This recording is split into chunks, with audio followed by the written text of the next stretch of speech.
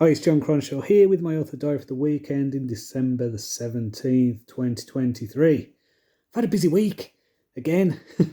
I've been working on a couple of projects. It's been a bit of a weird one actually, because I feel like I've been doing a bit of this, a bit of that. So I have started a new book. This is called Scoundrels, and it is, what is it? It's basically a story in the characters, Dawn of Assassin's characters, basically. Now, I mentioned a few weeks ago that I had a bit of a realisation about this series that it isn't actually Assassin Fantasy. So I will be rebranding eventually. That means changing the titles. But what I want to do is maybe get a couple of books, 2 or 3 books, maybe something like that, and then launch them. They'll go on Substack first, but launch them and then rebrand the books as kind of later books in a series. So, Dawn of Assassins will be book 4 of this new series. So that'll give me an opportunity to kind of build into it a bit more, and just have a longer series. So yeah, that is what I will probably do. In the meantime, now, I'll start posting the episodes of this next year on Substack. So yeah, I've got the first chapter anyway completely done. So this, first draft, second draft, polishing, that kind of thing. So that is ready now. In terms of other stuff, I've been doing a course on subscriptions for authors, and I got to a point in the course where I kind of got a bit stuck. And this is this, like, I suppose it's the self-awareness thing of like, what do you do, what the readers do.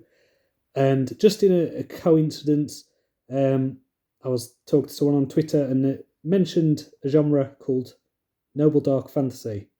Now, I've never heard of this genre before, and I looked it up, and it's basically what I do.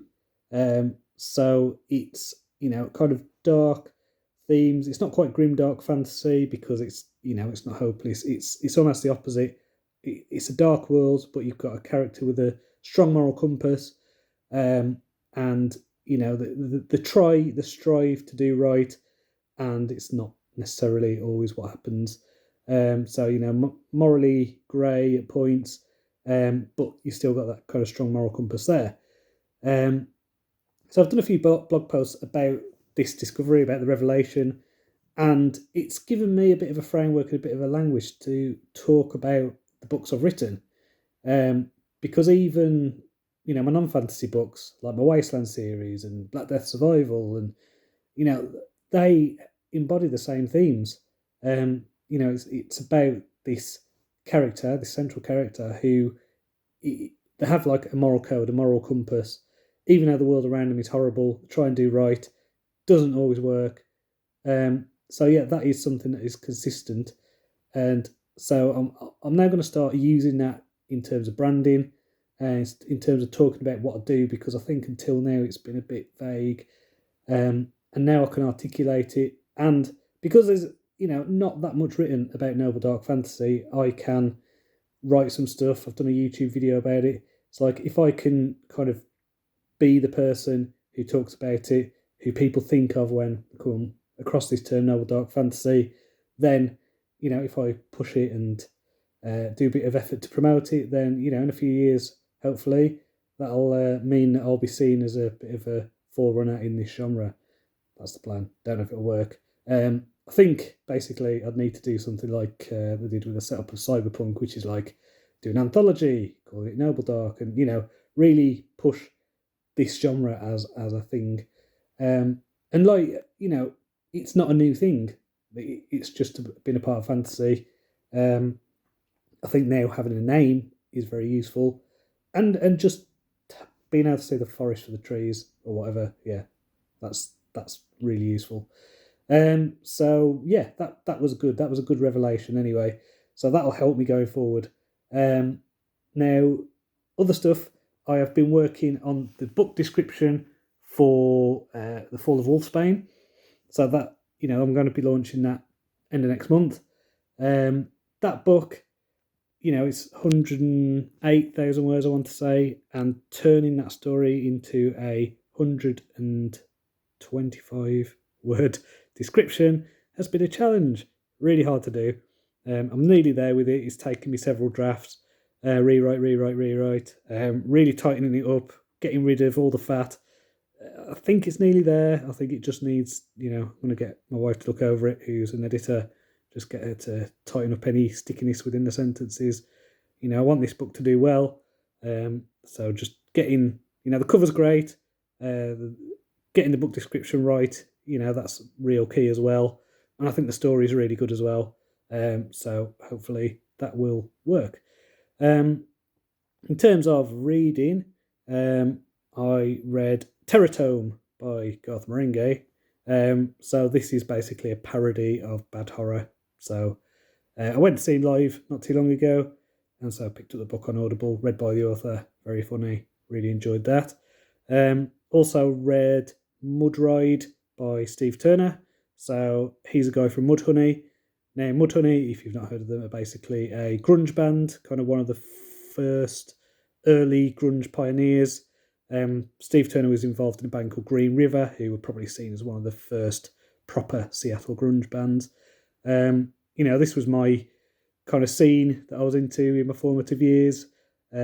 So, I wasn't just into the Nirvanas, I was into a lot of the stuff that was coming out of that area at the time, a lot of the Seattle stuff, a lot of the Sub Pop Records bands. And it was really cool because I think when I do listen to books about music, what I like to do is, pause it, listen to whatever the band or song is they're talking about on Spotify. So yeah, that was cool. Anyway, discovered a few bands. Listened to some bands who I hadn't heard in too many years. I don't even want to think about how many years. But like bands like Tad, Fluid, things like that. So yeah, very cool. Anyway, and then what else? Oh yeah, started reading a book called "And What Do You Do," which is about the royal family in Britain. So yeah, there's not really any proper reporting, is there, about the royal family? So this is, a slight thing to try and do that, I think. So yeah, enjoying those books anyway. The ones I've read, recommend them all. Mudhoney are an interesting band actually. I do remember picking up what was it? I think it was Piece of Cake album from a bargain bin in a place called Mike Lloyd's in Wolverhampton when I was about 14. Loving the album. And yeah, it's they've been with me for a long time. Really fuzzy, dirty grunge rock.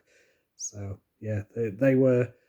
I think that because I think with the Nirvana and the Pearl Jam, they're quite clean.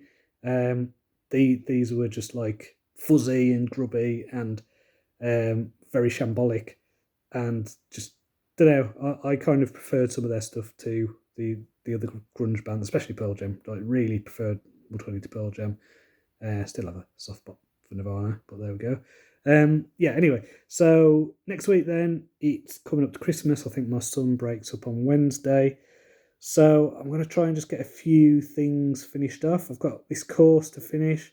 I've got a few different projects. I've been, as well as doing all the other stuff, I've also been going over Guild of Assassins. So I've been doing the redraft of that as well, just getting that final polish done to it. So I'm just going to kind of continue doing that. I think I need to focus on the Scoundrels project. I am going to start posting that in January, so it'd be cool to have at least the first couple of chapters ready to go for that. And then just coming up to Christmas, gonna do Christmas things, so that should be fun. Same old every year, isn't it? It'll be good. I think, is it the first? Might be no, it's not. I think it's the second Christmas my son's not been into Santa, so yeah, that's all right.